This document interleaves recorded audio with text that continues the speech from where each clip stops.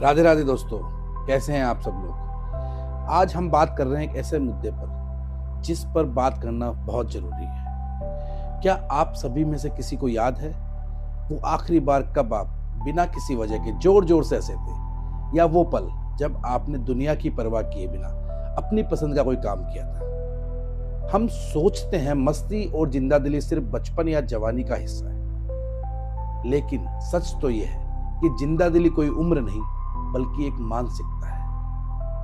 हंसना, हंसाना, खेलना, खिलखिलाना, एक दूसरे से मिलना, ये सब बातें हम धीरे धीरे भूलते जा रहे हैं।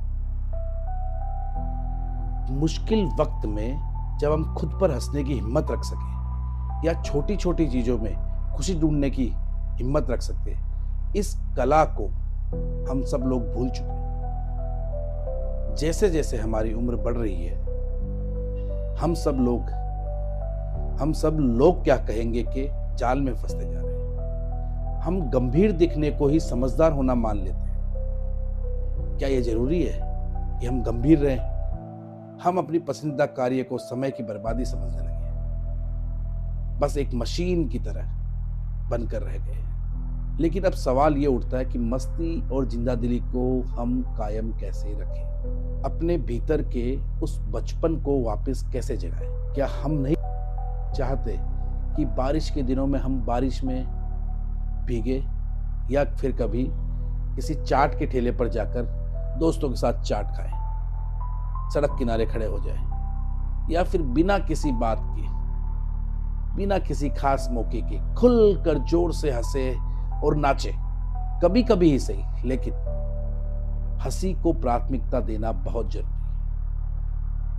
इस संघर्ष भरे समय में हम लोगों को एक दूसरे का साथ देना बहुत जरूरी है। हमें ऐसे लोगों के साथ और ऐसी बातों पर भी खुलकर हंसना पड़ेगा जिन पर शायद हम मुस्कुरा कर रह जाते हैं, और उन पुराने दोस्तों से मिलना बहुत जरूरी है जिनसे बेहतर हमें कोई नहीं जानता है। सच कहूं तो हंसी से बेहतर इस जीवन के स्ट्रेस को खत्म करने का दूसरा कोई तरीका नहीं है। मतलब स्ट्रेस बस्टर अगर कोई है तो वो हंसी है।